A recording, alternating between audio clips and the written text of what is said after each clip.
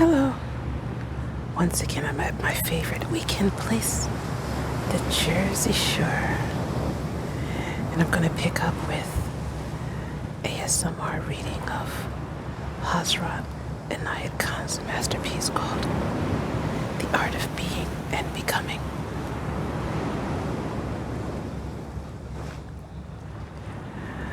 I think a lot of what's in this book is a great instruction on how to live and how to be.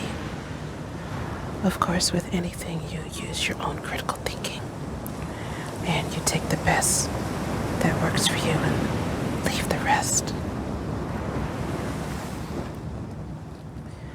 The wisdom of the warrior, willpower. This is chapter 9. In this continual battle of life, the one who stands firm through it all comes out victorious in the end. Even with all power and understanding, if one gives up through lack of hope and courage, one has failed. What brings bad luck in this life, in this battle, is a pessimistic attitude. And what helps man to conquer in that battle of life, however difficult, is an optimistic attitude. There are some in this world who look at life with a pessimistic view, thinking that it is clever to see the dark side of things. To some extent, it is beneficial to see the difficult side also, but the psychological law is such that once the spirit is impressed with the difficulty of the situation, it loses its hope and courage. Once a person asked me if I looked at life with a pessimistic attitude or if I was an optimist. I said, an optimist with open eyes.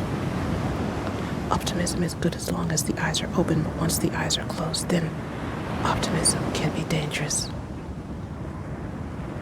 In this battle, drill is necessary, and that drill is control over one's physical organs and over the faculties of the mind. For if one is not prepared for this battle, however courageous and optimistic one may be, one cannot succeed. Another thing is to know something about this warfare, to know when to retreat and when to advance. If one does not know how to retreat and wishes always to advance, one will continually be in danger and will become a victim of life's battle. There are many people who, in the intoxication of life's battle, go on fighting. In the end, they will meet with failure. Young people, strong and hopeful, who have had fewer difficulties may think of nothing else but battling against all that stands in their way. They do not know that it is not always wise to advance. What is necessary is first to fortify one's position and then to advance. One can see the same thing in friendship, in business, or in one's profession. A person who does not understand the secret of the law of warfare cannot succeed. Besides, one must protect one's own on all sides. Very often what one does in the intoxication of the battle is to go on and on without protecting what belongs to one. How many people in the courts, in law cases for perhaps a very little thing, go on and on, spending money. In the end, the loss is greater than the success. Again, how many in this world will perhaps lose more than they gain only because of their fancy or pride? There are times when one must give in. There are times when one must relax things somewhat. And there are times when one must hold fast the reins of life. There are moments when one must be persistent. And there are moments when one must be easy. Life is such an intoxication that although everybody thinks that he is working in his own interest, hardly one among thousands is really doing so. The reason is that people become so absorbed in what they're trying to get that they become intoxicated by it, and they lose the track that leads to real success. Very often, in order to get one particular benefit, people sacrifice many other benefits because they do not think of them. The thing to do is to look all around, not only in one direction. It is easy to be powerful. It is easy to be good, but it is difficult to be wise. And it is the wise who are truly victorious in life.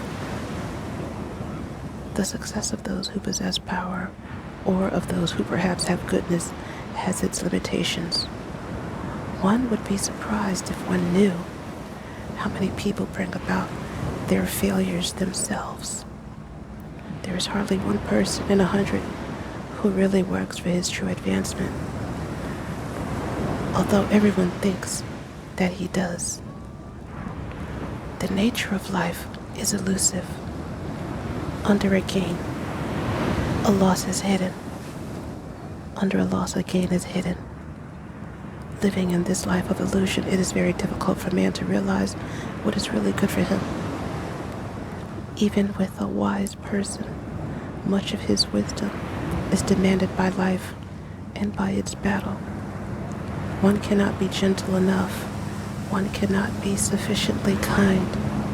The more one gives to life, the more life asks of one. There again is a battle. No doubt, the wise gain most in the end, although they have many apparent losses. Where ordinary people will not give in, the wise will give in 100 times.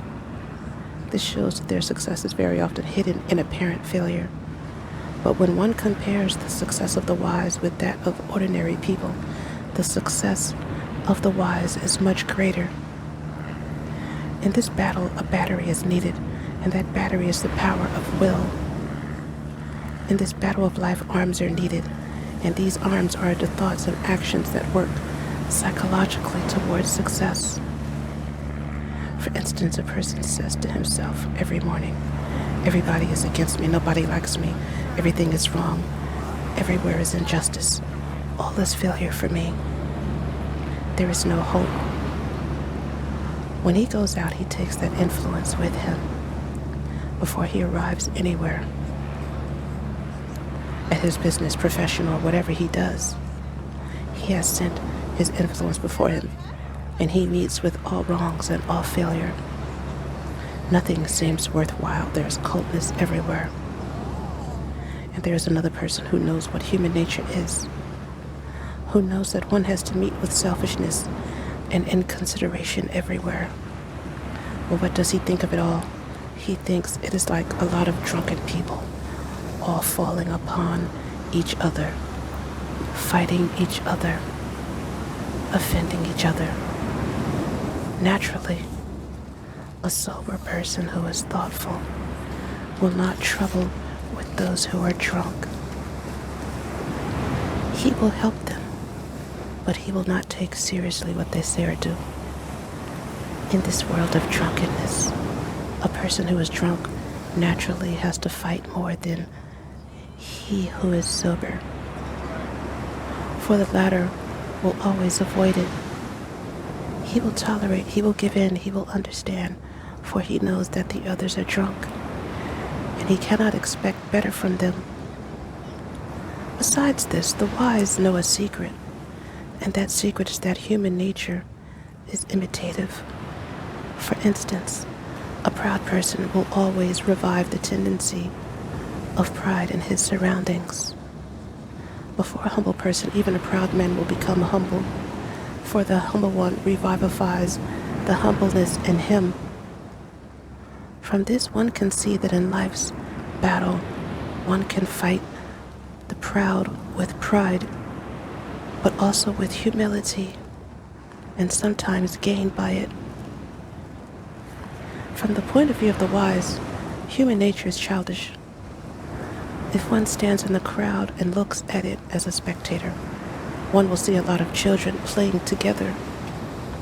They are playing and fighting and snatching things out of each other's hands, and they are bothering about very unimportant things. One finds their thoughts small and unimportant, and so is their pursuit through life. The reason for life's battle is often very small when it is looked at in the light of wisdom. This shows that the knowledge of life does not always come by battling, it comes by throwing light upon it. He is not a warrior who becomes impatient immediately, who loses his temper suddenly, who has no control over his impulses, who who is ready to give up hope and courage. The true warrior is he who can endure, who has a great capacity for tolerance, who has depth enough in his heart to assimilate all things, whose mind reaches far enough to understand all things, whose very desire is to understand others and to help them understand. One may ask, how can one distinguish between the wisdom of the warrior and lack of courage in the battle of life? Everything is distinguished by its result. There is a well-known saying that all is well that ends well. If at the end of the battle, the one who was apparently defeated has really conquered, doubtless it was through wisdom and not through lack of courage.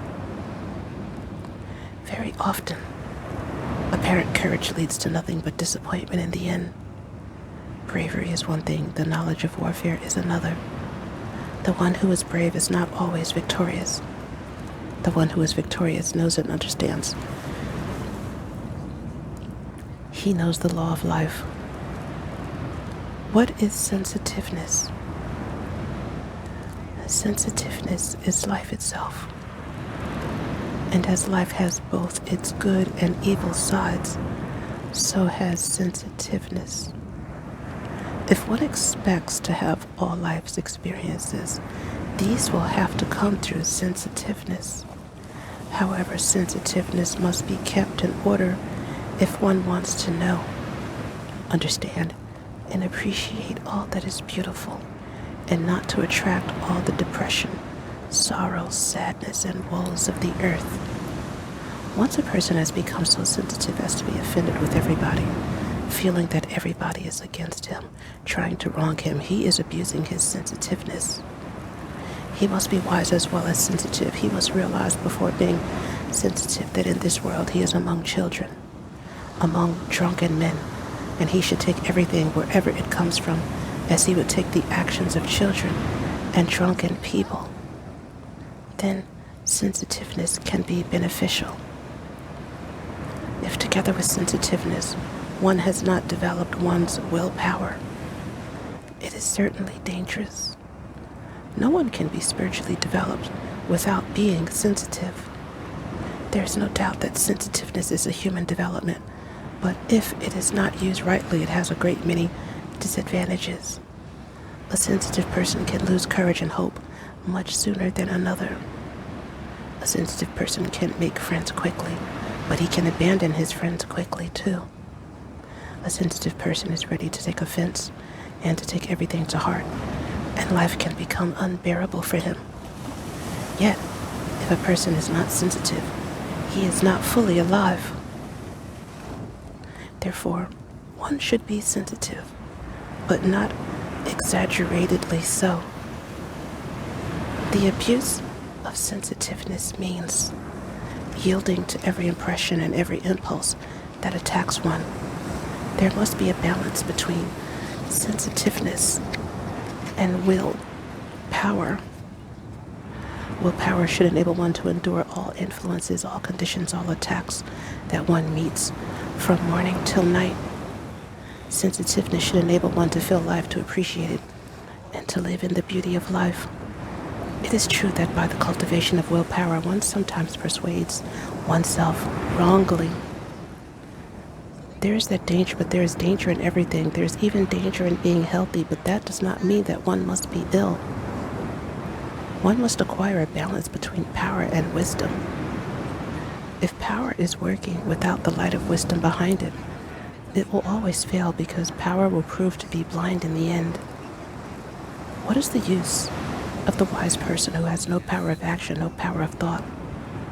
This shows that wisdom directs, but that one accomplishes by power. That is why both are necessary for the battle of life.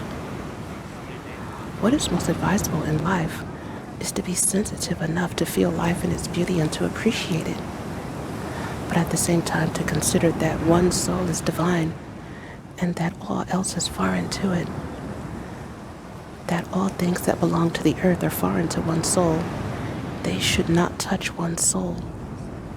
When objects come before the eyes, they come into the vision of the eyes. When they are gone, the eyes are clear. Therefore, one's mind should retain nothing but all that is beautiful. For one can search for God and his beauty. All else should be forgotten. By practicing this every day, forgetting all that is disagreeable, that is ugly, and remembering only what is beautiful and gives happiness, one will attract to oneself all the happiness that is in store. Chapter 10. The culmination of the ego. Not only has the human race evolved as time has passed, age after age, but an individual also evolves in his lifetime. In other words, humanity evolves gradually during a world's lifetime, while an individual, if he evolves at all, does so during his life. It is possible that the human race may take an opposite course. Instead of evolving, it may go back. So it is with individuals too, but a person who is really evolving will not go back. If he did go back some steps, he would feel uneasy and discontented, and he would go forward again. Perhaps he might go back 100 times, but then 100 times he would go forward again. For a person who has once experienced the joy and happiness of evolution will not be content with going back. Feeling the discomfort of it, he will go on. No doubt the rhythm of every person's evolution is different. One can read in the Vedan that one soul creeps, another soul walks, another soul runs, and another soul flies, and yet they live on the same earth, under the same sun, and they are all called human beings. How strange it is that at the present time a new spirit has awakened in humanity, and one does not recognize the evolution of personality any longer. What one does distinguishes nationality. Whatever country one enters, the first thing they ask for is one's passport. It does not matter what evolution one has. And it does not matter what one's soul is experiencing, as long as one has a passport that distinguishes one as the subject of this or that country. That is the important thing. Very often people make a great virtue of saying, I am as good as you. But imagine the insolence of it. The better one is, the less one considers oneself to be. The one who is really better could not say, I am as good as you. This means that the consciousness of the present-day man is inferior. He says, I am as good as you, because unconsciously he feels inferior in his mind.